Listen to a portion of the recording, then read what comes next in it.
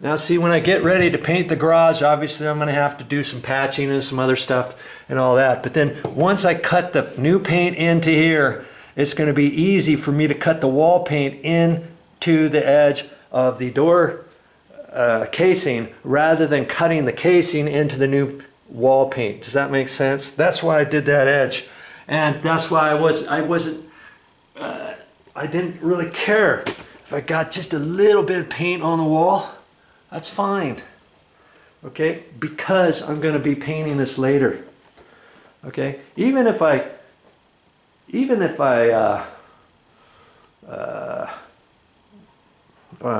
was going to be painting, that's just how I do it every single time. But I would paint all the walls first. First, obviously the ceiling, then I would paint the walls. I wouldn't do any cut in until the last, okay? I paint the ceiling, don't cut it in yet. Then do the walls, don't cut it in yet. And get the wall roller this close. Boom, boom, boom, boom, boom. And when I get done with that, then I would go back and paint all the door frames, the casings. And it would look just like this with the new paint stopping right there, okay? All the way around, boom, boom, boom. And then I would go back and cut in the walls to the casing. And baseboards I would do, I would cut in, I would do the wall and run it down as low to the baseboard as I could. Then I would do all the baseboard with this same little paintbrush, and I would do the cut in around the top of that top trim of the base, the same way that I just did out here, getting a little bit of white paint on the wall. And then I would go back and do one cut in from the wall down to the top of the base. And that's just how I do it. That's how I do all of my cut in. Doesn't that look nice? The cut in around there, around the top edge of the baseboard, around the doors. How nice that is. That's because I did this last and cut it in to the casing. See, now obviously when I did this, I had to do the wall, and I even got a little paintbrush in there to get that wall, believe it or not. And I did that before I did the base, or before I did the casing. See how tiny that strip is? That's how you do that. You do the wall first. Then if you get some of the finished paint of the wall on your casing, that's okay, because then you can cut your casing in, being careful not to get your brush over here. If you hit it once or twice, then you'll have to touch that up with your wall paint. See, so I mean, it's just a little bit of thinking about your projects. Okay, what should I do first, second, third, fourth? Okay, so now I got my whole door frame has been painted. Doesn't that look good? I didn't use the roller like I thought I might. I used that 2-inch for this whole thing. Even on the face of this thing's drying. When it dries, it dries like streaks, so don't look at it too close as it's drying. Just sit there and wait for it to dry. This thing will be dry to the touch probably in a half hour. That's just how semi-gloss works. But if it was in the middle of winter, this stuff could take hours to skin up, you know. But it's 90 degrees outside, and this thing will dry to the touch probably half hour. I'm guessing, something like that. Okay. All right. Oh, look at that! I just hit that. And with the paper. Shoot, dabbing at it. So I'm actually lucky because this was the last little bit I did. And I'm gonna fix that right now. Go up from the bottom. Okay, fixed. I'm gonna have to pull this craft paper out of here so it doesn't hit on the edges anymore. And I think I got one little spot right right over there. Now, because that's at the bottom, I don't have to go up any further. Had that been in the middle of a door jamb, then you've got to decide. See, I fixed a little spot there. But if you get a little run somewhere else, or you look at it close and you see one little spot in the middle, then you've got to decide.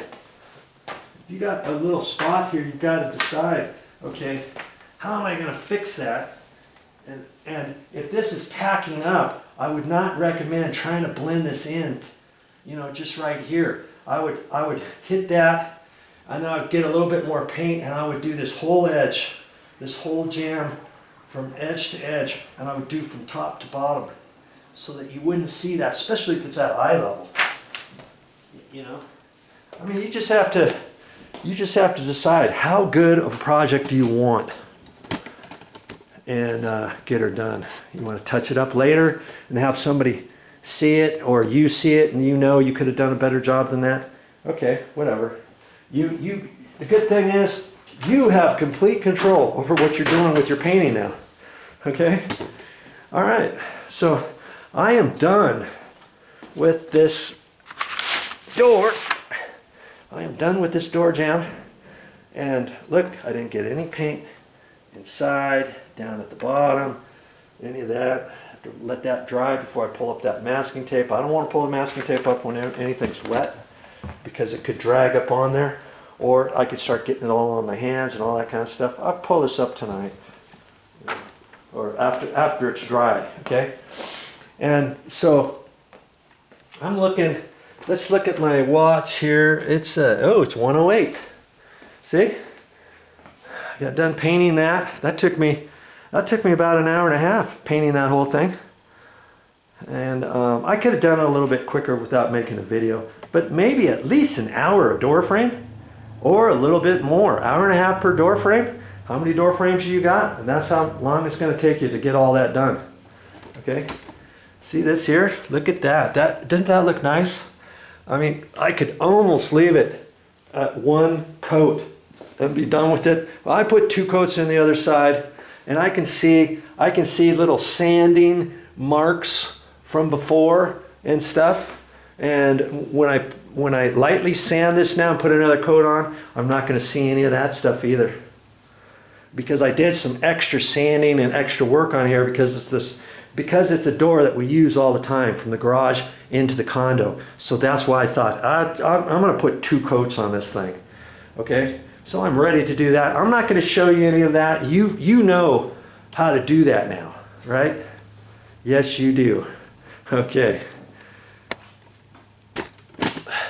Well, that's all I got for this time, but I'll be back with more videos. This is tiring me out, but I know one more coat and I'll be done with the painting. And I'm using my same little 4-inch mini roller that I got rolled up in this plastic, and it's going to be fine for that. Okay? And before I rinse out that brush over there, guess what I'm going to do with that? I'm going to take that and I'm going to wrap it. I'm going to wrap it up in plastic like I showed you before, to keep the bristles wet so that I can get going on this painting. I can do that, or I can rinse that brush out now. You know, you be the judge on how you want to do things. Okay? All right. See you next time. One last thing. I got some more paint on the concrete, see? Right there and right there. And that's because when I was rolling out of this, I had that, and then just a 1/4-inch nap roller, as I'm going back and forth, it would spit up here and back in here. I should have had that about like that, and I wouldn't have had to deal with it, right? So I'm going to just take my sandpaper, lightly sand on that, and be done with that. It seems to come up really easy that way. Okay, there's a tip for you. My loss is your gain. Well, that's all I got for this time. But I'll be back with more videos. I guess it's time to do some more painting.